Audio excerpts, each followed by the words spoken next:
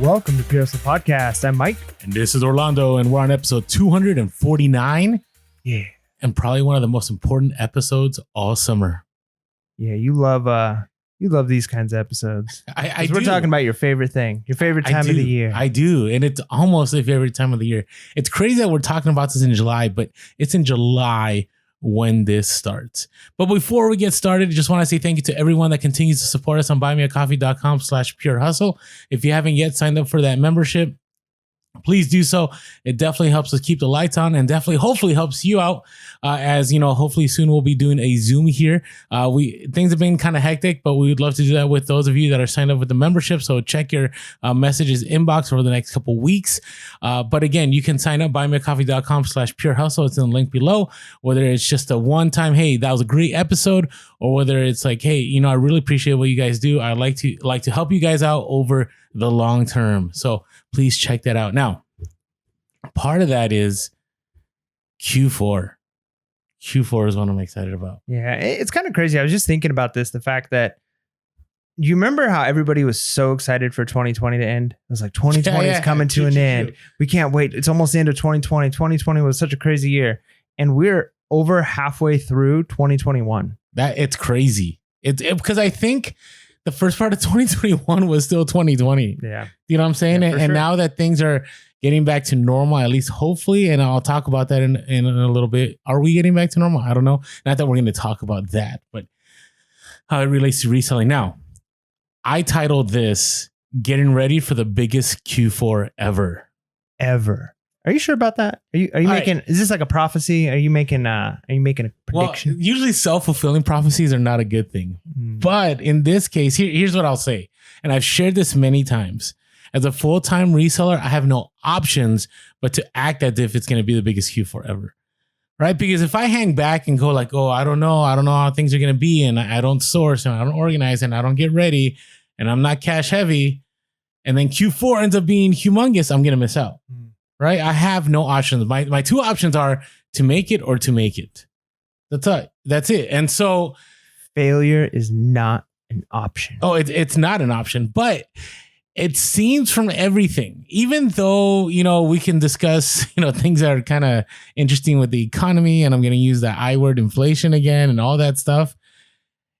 I really believe this Q4 can be just as big as last Q4 during that thing that we went through, or it could be a lot bigger because, you know, we're still dealing with the issues of supply chains, right? Even right now, like you'll go, I've gone to certain stores and they're out of things, and I ask and they're like, well, we may not have this in stock for a month or 2 or 3 or 4, or if you've tried to buy new appliances or furniture. Now think about the time of Q4. Now, I forget what is it? Do you know what it's called? Where there's a system of inventory. I should have wrote this down before we started.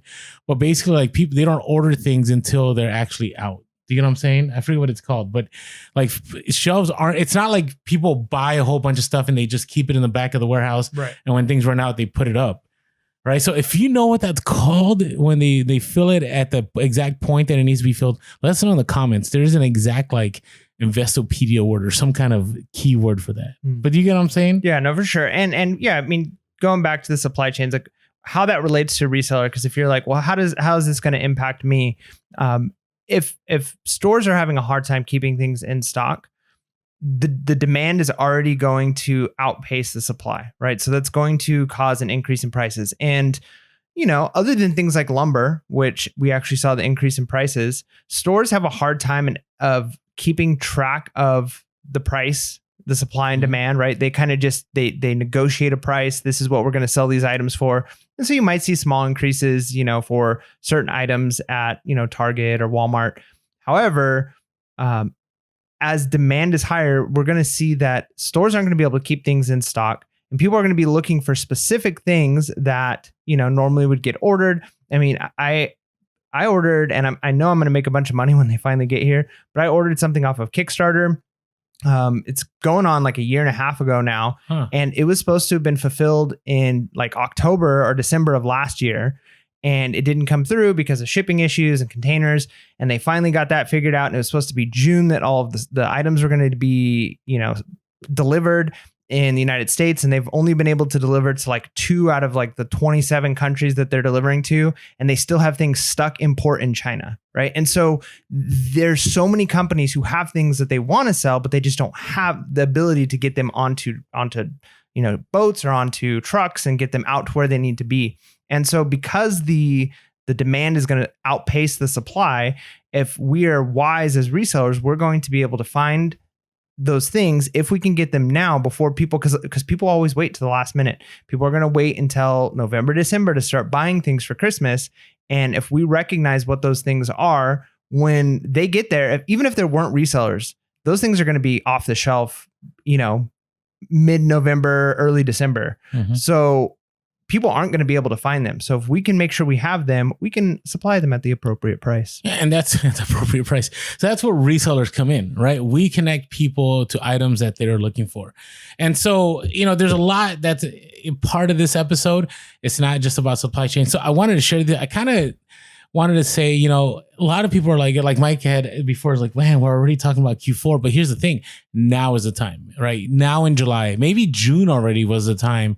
And so let's talk about some of these things. The very first thing I want to share is now is the time to understand all the platforms, right? Because I really believe the max amount of money that you can make during Q4 is made by expanding your platforms. And I'm not saying cross-listing, but what I'm saying is understanding what platforms work for what you're selling, right? And obviously we know the biggest moneymaker in all of them is going to be Amazon, right? And so maybe you don't like Amazon. Maybe, you hear things that everything's gated or that, there's a lot of money up front, and that both of those are true, right? That there's a lot of risk. That's true also. But here's what I'll say. In being a reseller for the last 10 plus years and being a full-time reseller for the last 3 years, there is no comparison to the amount of money that could be made on Amazon in comparison to eBay. It does not compare. Now, there's a lot of hoops to jump through, right? And so what I suggest is if you're uncomfortable with Amazon, or let's say you're a Poshmark seller,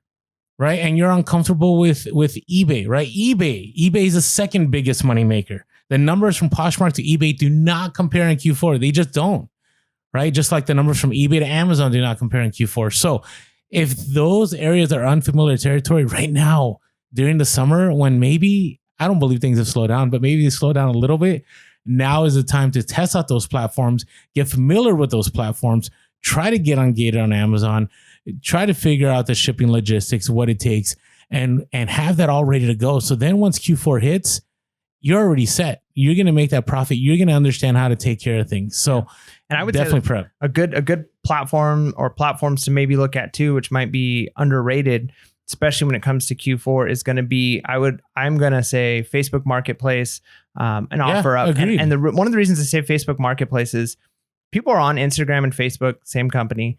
And oftentimes, like if I'm searching for certain things, I'm interested in something at the time. Like I was looking up playgrounds for my son because I wanted to get like a little play set for him. And because I searched for that a few times, I am getting in my Instagram and Facebook feed scary. All the time, things that are on Facebook Marketplace, some things that are like shipped, some things that are local, but it's going to show me those things. And so if somebody's like, I really need the new My Little Pony, whatever, and they've looked at that a couple times, Amazon's out or Target's out. If you have got those listed, Facebook is going to be advertising them already because they want to get those sales. And so if you're doing them locally, the nice thing is you're not dealing with shipping. Maybe that works for your lifestyle. Maybe it doesn't. Maybe you do need to ship. You can, maybe if you've never shipped through Facebook Marketplace, maybe now's the time to try and figure that out. That's what I'm trying to say. Yeah, exactly. So start figuring those things out now. So that way, when it comes time, you're on those platforms, you already got it figured out, and you're not like, maybe I should try OfferUp, or maybe I should try Facebook Marketplace. And it's already the midst of Q4 and somebody's already cornered your niche. Well, yeah, during Q4, all platforms are going to make money. Right. I mean, you got to think about that last week where, maybe they want to order from Amazon, but Amazon's taking a little bit longer to ship stuff out. Right. Because now Amazon made it clear that Prime only means 2 days from the day that they ship it. So somebody can put in an order. It could take 3 business days until it finally gets shipped. That's 5 days. Or they could go to you and find it on Facebook Marketplace and do a local sale and, get that item that they want right away. I had plenty of sales last Q4 that were done in the last week over OfferUp and over Facebook. Now, Mike is exactly right. Like every platform has a different way of shipping, right? Amazon has a certain way of doing things. eBay has a certain way of doing things. Facebook Marketplace. And there's ever a time to experiment and to figure that out right now. So be ready to experiment on all platforms. I seriously, I'm telling you, it'll be a game changer. I've already had people comment like, hey, I used to sell on Poshmark. I started selling on eBay Orlando. Wow, it's so different. Or, hey, I was only doing eBay this last Q4. I tried to do Amazon. And you know what? It really was a game changer. So strongly encourage you guys to do that. All right, now sourcing. Now, when you first started, you started doing thrifting, right? And then over time, you started going like to the outlets and so on. Yeah. So it's garage sales and thrift stores to start with. And it took a little while for me to kind of expand into things like outlet malls, expand into what do you call the stores like Ross and Marshall, the off-price stores. Off-price stores. You know, I didn't really dip my toe too much into those right off the bat. And it took a little while for me to kind of figure those out because it's a different beast for sure. Mm-hmm. And here's the thing, again, and people hate hearing this. And yes, there's a lot of money to be made in the secondary market in Q4. I still have great sales on eBay, but the majority of buyers are looking for new items, right? And so if you want to expand and make more money, retail arbitrage, I do believe is the way to go in Q4, right? I've hesitated the last few years, but now we're in episode, 249. I'm like, okay, let's just be real with it. Like, you're not going to make as much money by selling secondary goods. You'll still make money. You still will do well. But it's just what people are looking for are going to be those new items that are ready to go. You just got to, put a Christmas wrap on it and it's good to go. Now, every off-price store is different, right? You go to a Ross, right? You got to understand what you're looking for at a Ross. You got to understand their tags. For example, seller permit, okay? You need to have a seller permit to save money on sales tax, right? And so if you haven't gotten a seller's permit yet in your state, that's something I strongly encourage you to do so.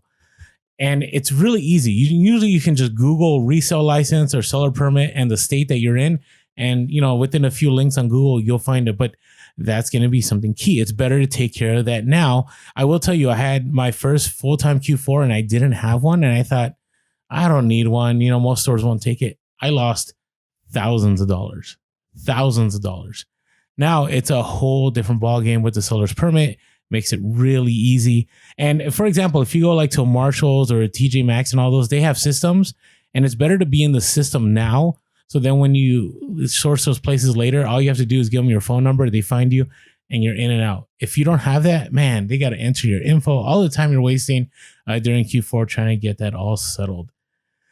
Also, sourcing things you haven't normally sourced, right? Researching toys, researching video games, researching whatever other items you believe would be profitable during Q4. Like, now is the time, right? If you feel uncomfortable with those items, now is the time to get familiar with those areas of the store. Yeah. And that's the thing too, is toys, video games, those are going to be obviously really fast movers, but in some ways those are also low hanging fruit. Mm-hmm, and there are a lot of things inside of a store. I mean, to be honest, you could walk down the grocery aisle of Target or Walmart and you can find things that are going to be selling on Q4. If you're thinking about what types of parties people are having, things that are going to be selling during Q4 aren't just toys. They're not just socks, right? Like, there are things that people are looking for. Yeah. I mean, everybody gets socks from Christmas, from grandma or whatever. It's the worst. But there are other things. And so what you got to look at is use this time now, maybe to start scanning inside a store, but also look at past metrics, right? Look at Terapeak on eBay, look at past sales on Amazon, and Keepa.com for Amazon. That's right. And look at what sold, what was potentially big. And a lot of times it's things that aren't related to toys and it's not related to video games, but you've got to be a little bit more creative. The nice thing is the amount of time and energy you might spend 40, 80, 100 hours to find that one item that people aren't sourcing like crazy, but is moving fast in Q4. And that might be your golden ticket, right? And so the time you're spending now, you're not going to want to spend that time in Q4 when things are already moving. And if you find it, you're like, oh, here's the item that's selling. There might already be a bunch of people in that market. It gets flooded and you're out, right? So you want to be the first one into a niche or as close to one of the first people in as possible. So that way you're already got the corner of the market. And when you need to, if you got to get out early, you can do it once things start to flood. Yeah. And also I would add to that, at those off-price stores, develop relationships with the personnel there, right? Especially the management, right? Because, they are going to be probably the best source of information that you can get. I can't tell you this last Q4, there's a certain off-price store where I got to know the management. And they told me, hey, Orlando, you can buy this today, or you can come in 3 days from now, and we'll make sure to set some of the stuff aside, and it's going to go on clearance for another 20%, right? And that's more money in my pocket. And so the fact that I established that already like months ahead allowed me to be more profitable. So now is the time to do that. Now, the last part of this section that I want to talk about is trying new shipping methods. Now, I had mentioned Amazon and Facebook and so on. But for example, one of the hottest things that I sold this last Q4 was an item that I had to learn how to ship that was a larger item. And I figured out that what I could do is I could grab 2 small U-Haul boxes, not like tiny boxes, but the small boxes that you use for moving. And I could put them on top of each other, and that would just ship out any larger item that I had consistently. And it was really easy to do instead of having to do a Franken box, instead of having to go buy a special box. As long as I did that, pretty much any item that was larger, I could ship. And my dimensions weren't that bad because most items that, were around that range, it was really easy. You could just push the boxes closer together, and it ended up being cheaper shipping. So I encourage you, like, now is the time to learn how to ship things you're not comfortable with. Sometimes the hot selling toys, they are just a bear. Yeah. The dimensions on those boxes can be very unique. And so like the JoJo Siwa dolls. Oh yeah. Those were a bear like 3-4 years ago when they were hot. Yeah. And I was lucky enough, a couple of years ago in Q4, there was one item that I was able to source a bunch from Target. And again, the box size, I had to Franken box several boxes when I was first getting them. And then I did some scrounging around, and I found a restaurant that was dumping boxes in their back, and the boxes perfectly fit this item. And so I just grabbed as many of them as I could, and I went back a couple of times and I got them. And so I spent a little bit of time finding and sourcing. And again, now I'm at a place financially. If you go back to our Monday episode where we talk about how to invest in your business, now I probably wouldn't spend time digging through trash cans, but I would find, like Orlando said, boxes that I can purchase at that size. I'd get them in advance. That way, when things are selling, I'm not like, oh, what do I have to do? And I'm spending a bunch of time Frankensteining a box. So yes, do the research now. What does it take to ship different things? And then there's even, a while ago, back when I was using TikTok more, seeing a couple of like random like tips of ways of like cutting boxes and folding them, and you can make things fit in like boxes that you wouldn't think they could fit in. And, those are some skills where it's like, hey, look up a couple of tricks on how to manipulate boxes now, practice it a couple of times. So when the time comes, you're good to go. Agreed. So for example, there's Legos, and Legos, their boxes only have so many sizes, right? So you got the smaller Lego boxes, you got the medium size, right? So I eventually figured out what kind of box I could ship out pretty much every Lego set in. And so I ended up just purchasing those boxes. And so when Q4 hit, right, I wasn't stressed. I already had shipped out a ton of Lego boxes over the summer by just experimenting with different things. And again, time. You're trying to save time during Q4.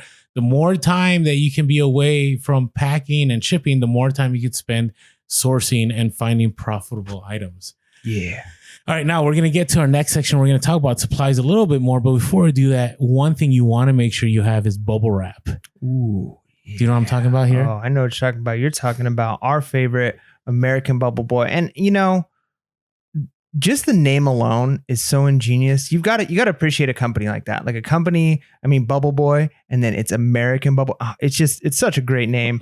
And the company matches that kind of, ingenuity. They're such a great company. We work very closely with American Bubble Boy, and we've never been disappointed with any of the orders we've got from them. They're quick. They're going to get you your bubble wrap fast. They're going to get you whatever dimensions and sizes you need. If you need a long roll, you can get the big 4-foot rolls. I ship a lot of things that are a little bit smaller, so I get the 2-foot rolls, but the square footage is the same. So I get really big packages of bubble wrap that last me a long time. And as I'm starting to run out, I know, hey, I just got to place an order. I'm going to have it in a couple of days, and it's going to be the cheapest price I can get. I used to try and, go to Walmart and get the duck one or whatever. And it's just, ended up spending more, and you just never knew if they're going to have it in stock or they're going to have the right sizes. And this is a much better way. I don't even have to leave my home, and I'm getting bubble wrap sent straight to my door quickly, and it's great bubble wrap. So if you haven't gone to our link below in the description, we've got a link in the description for American Bubble Boy. Use that link when you buy. You can buy them on Amazon. You can see all their reviews on Amazon, but you're going to get a better deal if you buy it from their site directly using the link we have in our link below. Lets them know that we sent you, and it helps us out. And it helps out. Yeah. So we appreciate it. So AmericanBubbleBoy.com. All right. This next section. All right, organizing and ordering now. So what I mean by that, okay, I don't know. Have I just killed the whole idea of organizing? Have I talked about that too much? Maybe on Instagram I have. Maybe. I don't think you can talk about this too much, because it's one of those things where spending a little bit of time organizing and that you're buying that time back infinitely more later, right? Mm-hmm. Time spent organizing. It's one of those things, like you can almost say, to be honest, I'm so busy, I don't have time not to organize, right? Yeah, because you've got so much going on. And if you're looking for inventory, if you're looking for boxes, if you don't got everything kind of figured out, if things are selling and you can't find it, you're going to be in a bad place. Whereas if you spend a couple of hours now getting everything going through, making sure your totes are organized, they're efficient, you don't have unused space, you're utilizing your space well, you are going to get that time back tenfold. Agreed. And again, I share this story. I'm a big fan of sharing my failures, so a lot of you don't fail.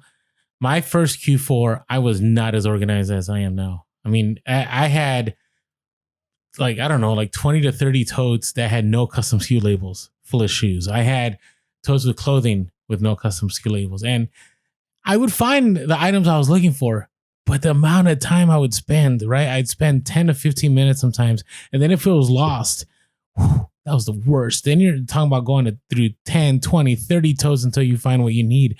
And during Q4, time is money. You do not want to spend that time, right? So this Q4, what I've been doing, if you've been following us on Instagram, I got all my buckles organized. Like I got little small boxes, put all the buckles in those boxes. Now, anytime a buckle sells, I know it's B1, B4, B5, B6, stuff that I have stored here in my own home. Right? If it's in the house, it has an H before it. So it's H5, H6, H7. I mean, I'm able to find stuff so fast. And, even earlier today, I sold a pair of shoes. It literally took me from, finding those shoes to packing less than 5 minutes to get that done. Right. And during Q4, you want that to be done. And let's say you're doing Amazon. You want to make sure that everything is organized and efficient. So, if you're doing FBA shipments, you just back up to your garage or to wherever you're staying at, and you have everything in place. You have a place for your labels. You have a place to be able to, remove all the stickers off of items. You make sure that you have a place that you can store inventory. You have a place that you can clean up inventory. I mean, being organized is so key during Q4. And listen, if things are slowing down, what better time than now to take care of that? Yeah. And there's other ways to maximize time too. Like, and again, we're talking about prepping for Q4. So if we're experiencing some kind of a summer slowdown, or maybe sourcing isn't as easy, or things aren't moving as quickly, now's the time to say, hey, do I have my photo box in the right place compared to my inventory, compared to where I'm packing stuff? And then other things that you might not think about, right? Like, is this the best time to be listing, right? Am I taking pictures at the right time of the day? Maybe taking pictures doesn't take me any kind of creativity. And so it's best for me to do that like late at night before bed, or in the morning, like whenever you don't have the most creativity. But if you experience like a lot of creativity and like energy in the morning, you're like, this is when I need to be sourcing. And then when I'm a little bit more, dragging a little bit, then I can do this other thing. Or there's maybe it's the time of the day, right? Like, or what day of the week it is. So maybe it's, based off my schedule, when the kids get off of, football practice or whenever it is, this is when I should be doing this. And this is when, and now's the time to play with it. And it doesn't hurt to say, let's time myself this week and figure out how much time did I spend, listing versus sourcing versus shipping. And okay, let's try it next week with a different schedule. Let's, instead of listing, in the evenings, let me try listing in the morning. Did I get more listing done week 2 than week 1? Nope. Week 1 was better. Okay. So I list in the evening, right? So practice that stuff now and figure out how to maximize your time, because when Q4 hits, you're going to be so busy. And if you've already got those habits, if you've already got those routines, you're like, nope, if I list in the morning, I know I'm going to get twice as many listings done during the week. Or if I source during the mornings, I'm going to get way more sourcing done. So figure that stuff out now and try a few different things. Worst case scenario, you set yourself back a little bit 1 week, but you figure out what doesn't work. And every time you figure out what doesn't work, you're actually moving towards progress too, because you're like, okay, option A is better than option B. But the only way you're going to know is by trying it, practicing it.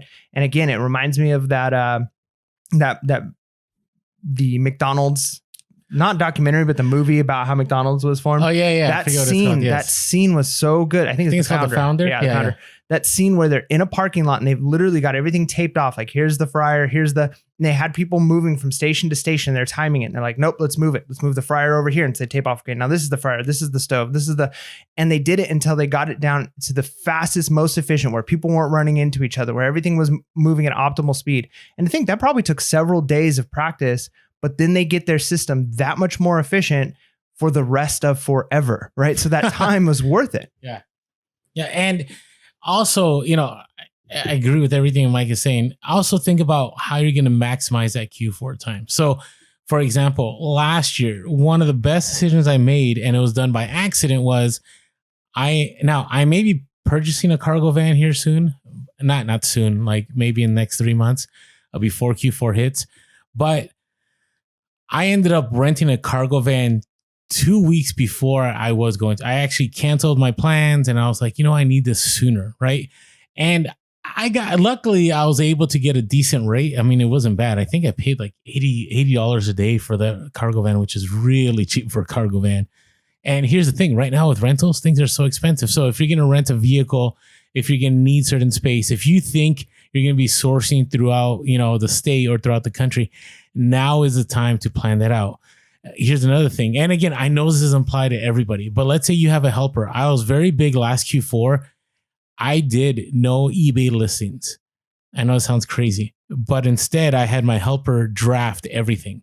So anything that I had eBay sourced, I just dropped off and I had her just create drafts.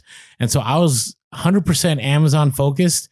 And the only thing I was doing with eBay is, looking at the drafts, finalizing it, submit, and then when things sold, packing it and shipping. That's all I did. And so I was able to continue my eBay cash flow and continue my Amazon cash flow. So think about ways that you can maximize that time. Also, I know this may be controversial, and I've shared this before.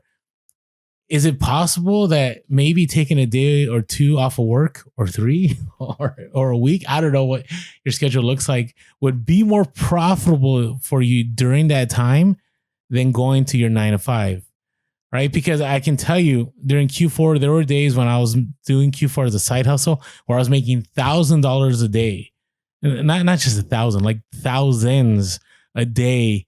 And had I stayed at my 9 to 5, I would not have been making that money. So I made a point that every Q4, whether it was like the first week of December or the last week of November, sometime around there, that I just took off 2 or 3 days to just focus on Q4 to maximize that time. And what better time to try to get that time off than now, than when everybody's trying to take that time off later on. So again, think of ways to maximize your time during Q4. All right. So about shipping supplies. Do you order shipping supplies? Oh yeah. I mean, I know it's a basic question. And obviously we talked about American Bubble Boy, right? That's one way we order supplies. But even boxes, having an eBay store, you get the coupon. So we utilize that. And one of the things we utilize that for when we first were kind of using that coupon for getting our boxes and things like that was figuring out which boxes we needed. So we'd order different boxes and it's like, okay, we actually are going through this box a lot faster than we're going through these boxes. So next time we make an order, even if we're not using an eBay coupon, but we're just buying it ourselves, let's make sure we have this much of this box. And so we started to recognize what we needed. And it also allowed us to see how long does it take for boxes to get to us, right? How long does it take after we order an eBay, a set of eBay boxes, or if we're going through Uline or whatever it is we're buying our boxes through, how long does it take to get to us so that we're ordering it in advance? And maybe even the USPS, right? Because sometimes before you go, you want to order Uline now. Oh yeah. You do not want to wait till that time. No, for sure. And USPS, same thing. Like we used to go, there were certain boxes and certain envelopes and stuff that we could get. Ones? We could get inside the USPS store. And so we'd go in padded ones. And they sometimes were out. right? And so then you'd have to drive to another one. Or there are ones that you can't get in the store. You've got to order. And so making sure that you have those ahead of time, because sometimes you order them and it could take a little while for them to get to you. So you want to make sure you know what you need ahead of time and start ordering them. And the nice thing with the USPS ones is you're not paying for those, right, until you ship them out. So that's kind of nice too. No, and again, the number one USPS one I use is the padded envelope. You cannot get that in stores. You have to order that online. And right now you could order them. You might get them in 2 or 3 days. During Q4, it may take 1 to 2 weeks, right? And what if you find a hot item that the best way to ship it is a padded envelope, but you don't have any? Like, that's going to hurt. It's going to hurt your bottom line. So it's best to get it now. And then think about other supplies, right? Think about like Scotty peelers, right? If you don't know what a Scotty peeler is, they're very helpful in removing price tags of items, right? Heat gun, very helpful. You can find actually all of those in one of our links below. They're all items that we use, but here's the thing, time, right? So right now you want to get these supplies, right? Because they're going to save you plenty. I will tell you, Scotty peelers are a game changer. You may think, oh, I could just use my fingernails or I could just easily remove them. No, Scotty peelers will make all the difference. A heat gun will definitely help things out, right? And so bubble wrap, we just talked about bubble wrap. You want to make sure you have that good amount of bubble wrap.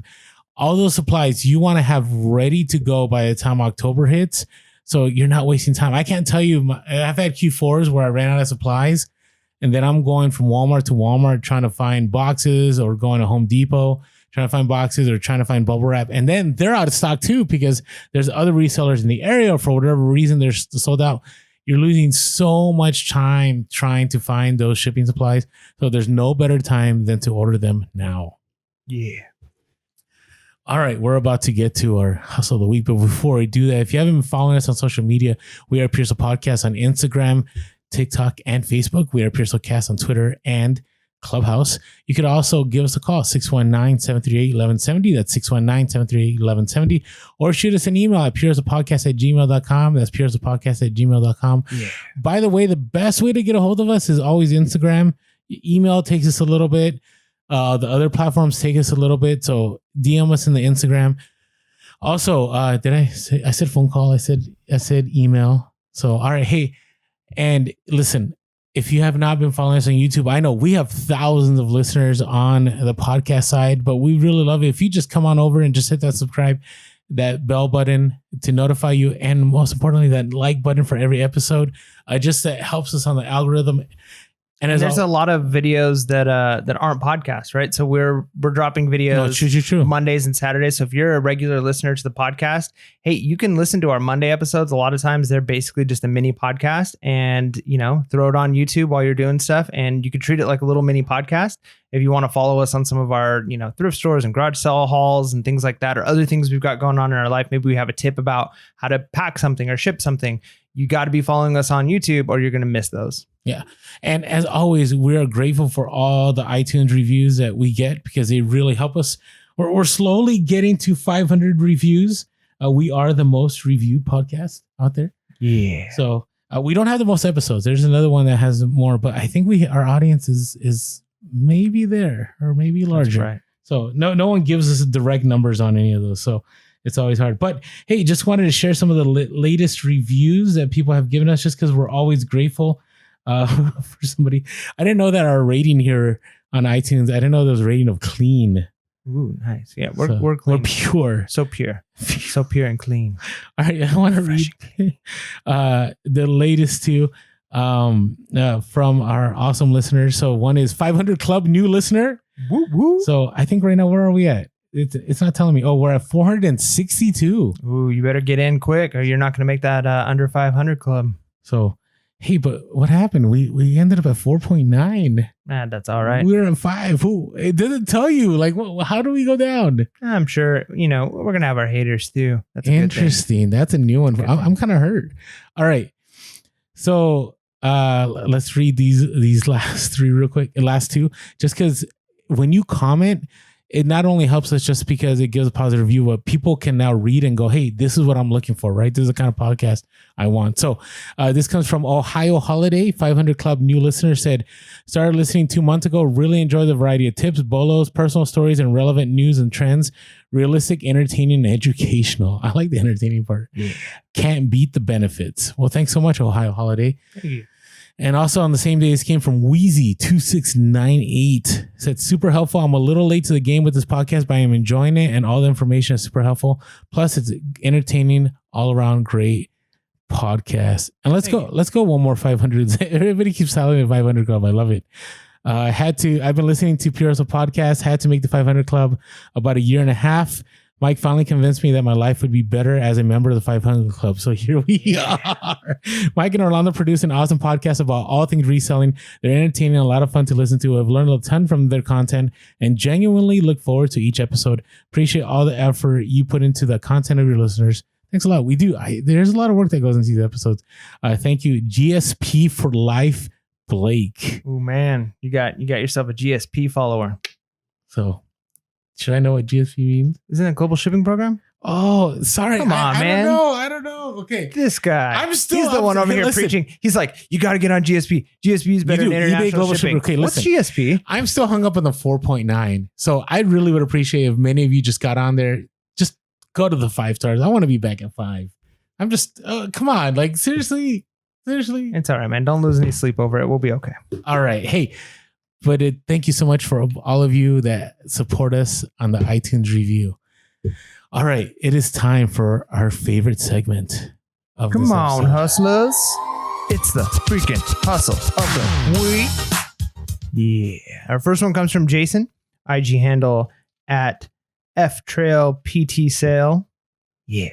So went to a thrift and picked up 5 vintage sports specialty snapbacks from the thrift for $15 a piece. So that's paying up, right? Like to pay $15 for a hat. I mean, you're paying up a little bit. So let's see if it's worth it here. Sold 2 hats so far on eBay. One was a Raiders hat for $120. All right, definitely worth paying up. And a Lakers hat. Don't read that number. Okay. Sorry, I'm gonna have to jump in. I typoed like crazy here. Oh, okay. Okay. He sold the Lakers hat for $300. Whoa. All right. That's definitely worth paying up for. $300. I want to make sure we got the right number on there. Right. And then is the Lakers hat the right number? Yeah, the Lakers. Yeah, the Raiders was $120 and the Lakers $300. Lakers was $300. Nice. All right. So $120 for a Raiders hat and $300 for. That's crazy. You're paying $15 and you're flipping it for $120 and $300. That's no joke. Like that's some value right there. And it's also a bolo, right? Now people are going to be looking for some sports specialties. Sports specialties are money. And he has 3 left. And by the way, Jason is a repeat hustle of the week. I think it's his 3rd one. Nice. Do you remember that? That means you're hustling hard. Do you remember that blue Peanuts? It was like who's the guy from Peanuts that has a blanket? Is it Lionel? Yeah, Linus, right? And he sold the Linus shirt for like a couple $100 or $300. Nice. So anyways, yeah, definitely give Jason a follow. It's F Trail PT Sell, which is full-time trail, part-time sell. Nice. So thank you so much. Sorry, I didn't mean to interject. I just wanted to make sure we got the numbers right. All right. So this next one, okay, this comes from Mike. So here's the deal. Our first hustle of the week, right, was on July 5th, 2018. Ooh. And we were nobodies. We're still nobodies. Well, we were really nobodies back then. I'm a somebody to myself. Okay, so, there you go. But, it was kind of awkward reaching out to people like, hey, we have this podcast. We got like 10 listeners. Like, hey, we have this hustle of the week segment that we want to start. Like, would you mind helping us out? And so we reached out to Ernest, Thriftzilla on Instagram. And, I was kind of hesitating. I was hoping he'd be back. And I think he sold like, it was some kind of Panasonic. I think it was a dual deck or something like that. And he sold it for good money, right? And he was very kind. And he's like, sure, you could do Hustle a Week. And then he recommended a couple other podcasts at that time. And I was like, I appreciate that. And so, Ernest, if you haven't been following Thriftzilla on Instagram, you need to. Like, this guy is the king of miniature toys and like WWE figures or just new toys. Like, his pictures are awesome too. So he went on Facebook Marketplace and he came across a 2012 Fisher-Price Imaginext SpongeBob SquarePants playset for $20 on Facebook.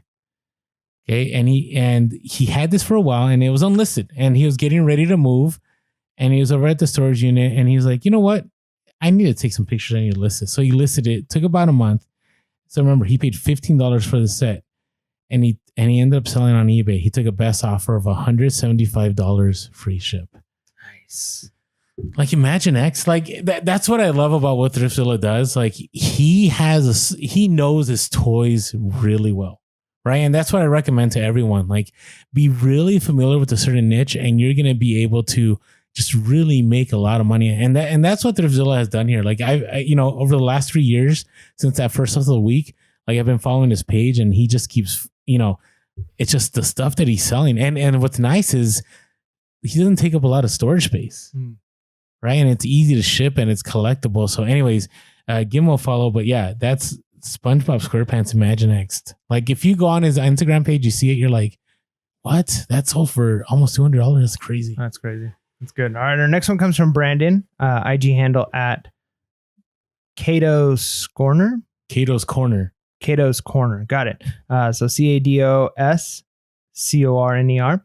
So went to a yard sale and came across a McDonald's drive-through playset. See, we talked. This is like the McDonald's episode. It is. I'm loving it. So picked up a McDonald's playset, and we're also in a theme with some toys right now. So Q4, it's coming. Toys.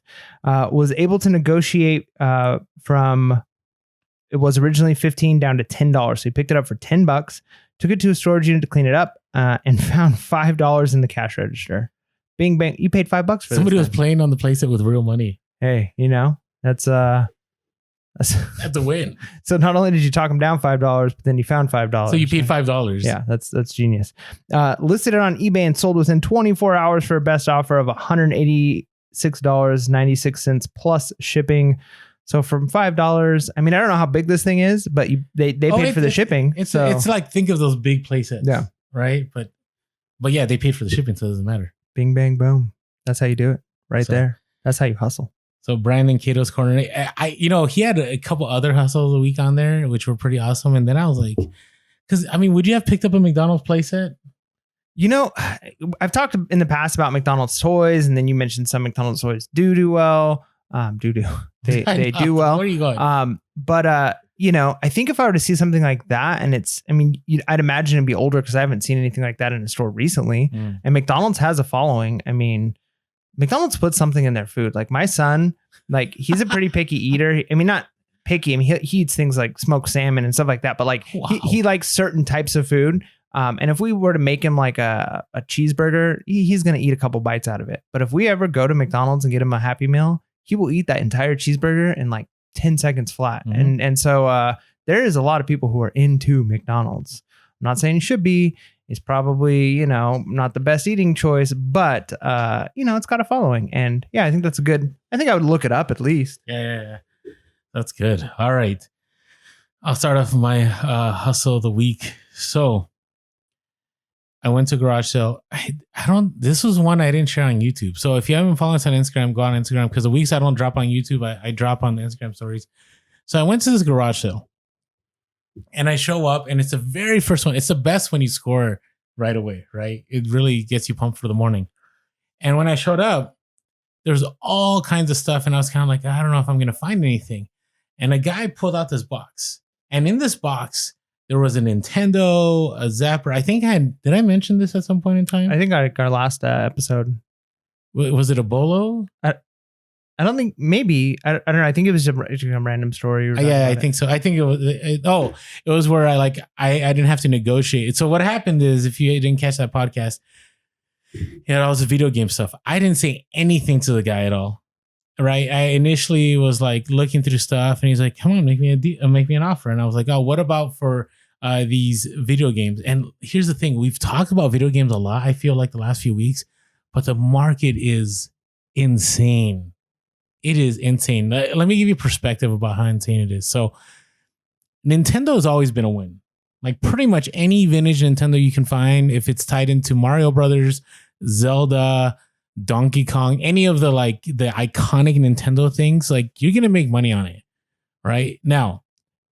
other consoles like Atari, Sega Genesis, wasn't always the case, right? And so this to me is evidence that everything's going up. So within there, he had old Genesis cartridges, and I've sourced these things before.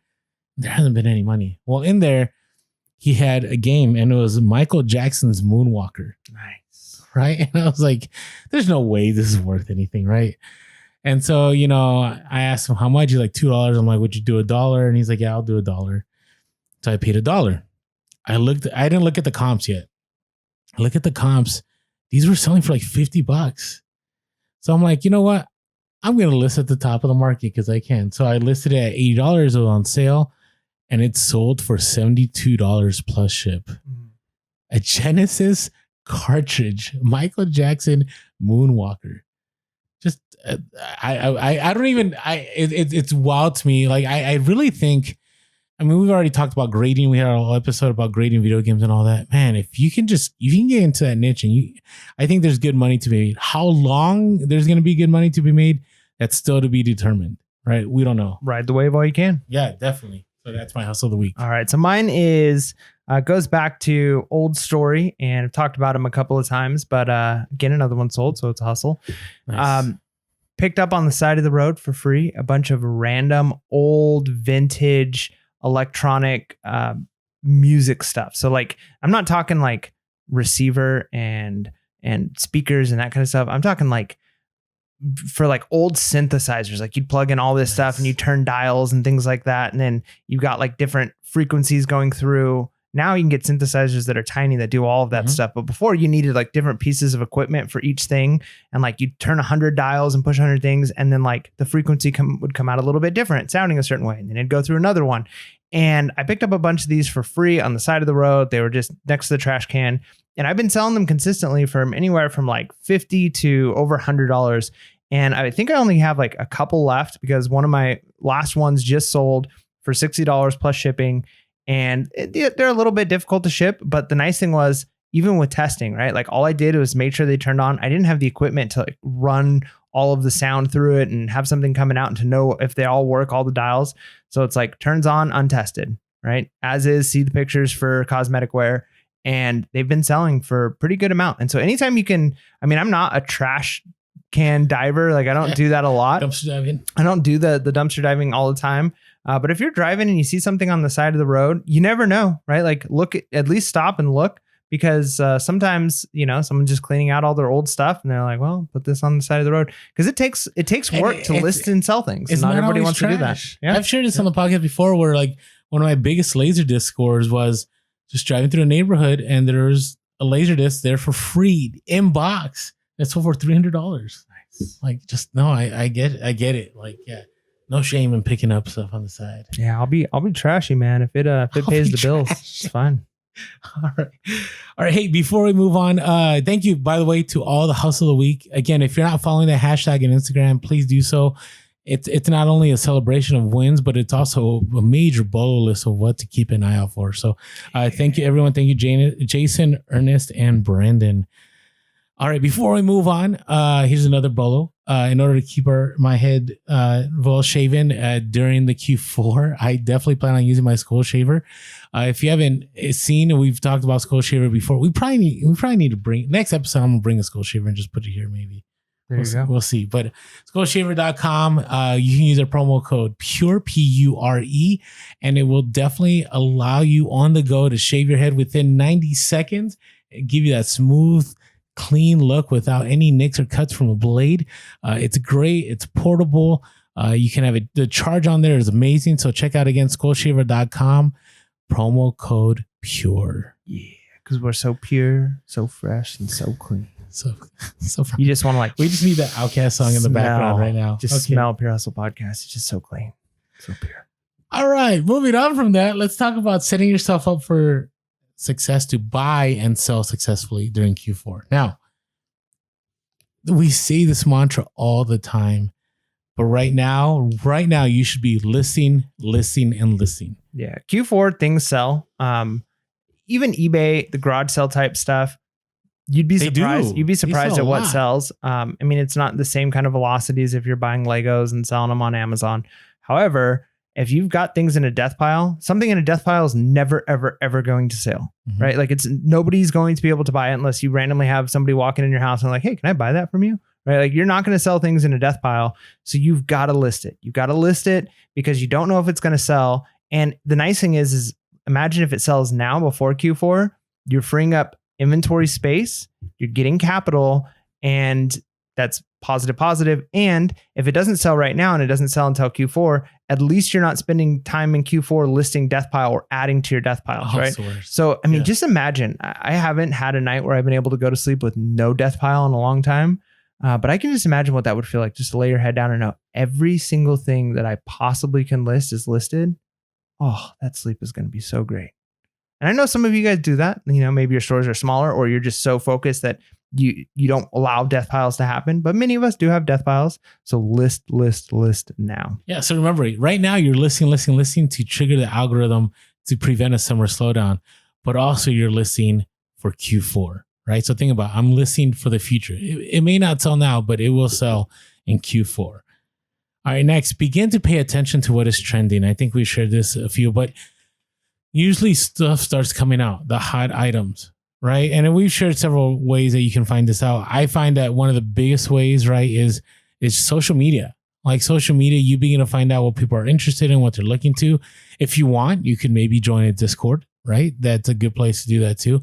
Or even the basics of like, if you have kids or you have nephews or nieces that are on, especially on YouTube, like those YouTube items end up being the hot items. Yeah. So watch, I mean, again, like convert some of your entertainment time that you just spend watching random Netflix to watching stuff on YouTube, because you're going to kid shows. I mean, maybe not though, because you don't necessarily have to watch a kid show, but you can see what's trending on the side. You can see what's recommended next. Oh, 100%. Yeah. That's great. And if you're watching other reseller YouTube videos, if you're watching those types of things, then not only are you getting education and entertainment, but you're also potentially seeing like, hey, they're mentioning this new show that's on, you know, Nickelodeon or whatever that, you know, I don't have kids, they're not watching Nickelodeon. So I didn't know about that show. And so maybe you look it up and you see like, oh, wow, this is like really trending. Kids are talking about this thing. Now you know what you potentially are looking for. Agree. Now, there's two ways to go about this. So one is riskier. Actually, they're both risky. Let me share this. So one of them is to stock up on items during the summer. Now, that can be risky.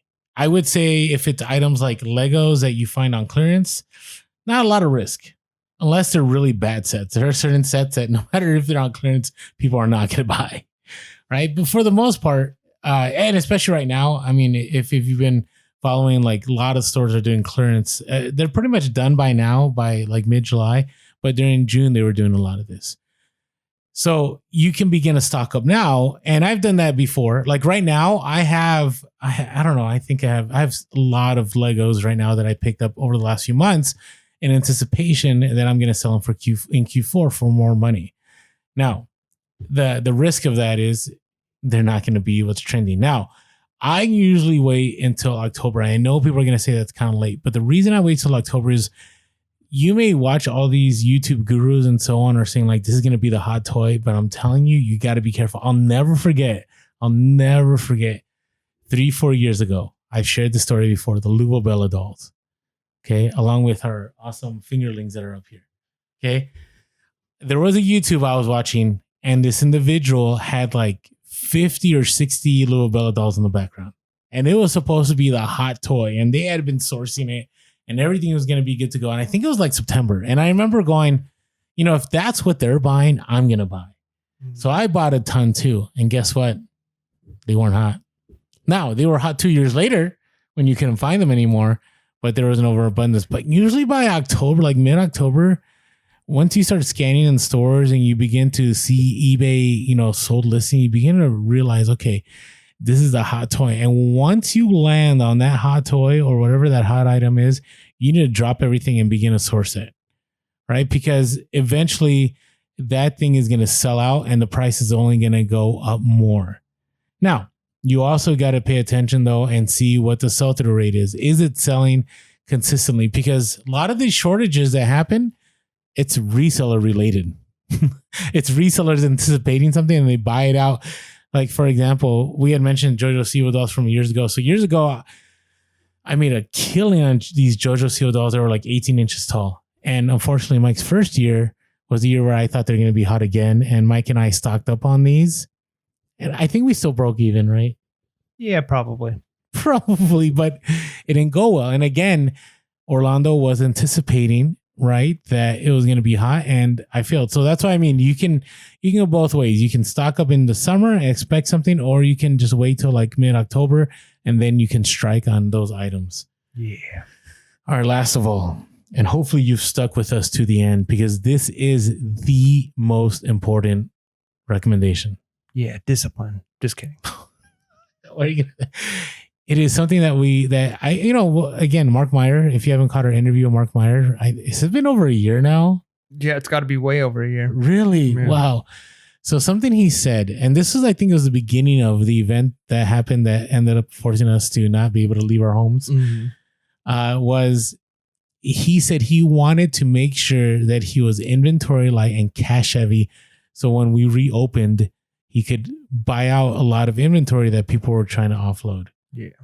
And you want that to happen during Q4. Like right now, I believe is the time to put stuff on sale. Right now is the time to sell. Right now is the time to not reduce space, but make space in your storage for Q4 items. Right now, you want to be able to scale that cash. So when the opportunity strikes and there's an item that you can pick up and you can make a lot of money on, you want to have that capital available. Yeah, and just having that capital available, it kind of frees you up to make those decisions, right? If you're and watch our Monday episode, we talk a lot about what to do when you're starting to make profit selling on eBay and Amazon. Mm-hmm. But if you're at a place where you've only got $500 reserve in the bank for your business, and you come across something and you're like, man, there's this item, but I could buy out all these things, but it's going to cost me $500.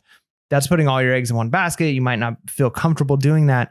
But if you're at a place where you've got maybe 10 times that amount available capital, then you could say, sure, I'll buy out this store, $500, no problem, because then you can get 10 times of those deals and all you need is one or two of them to be a home run.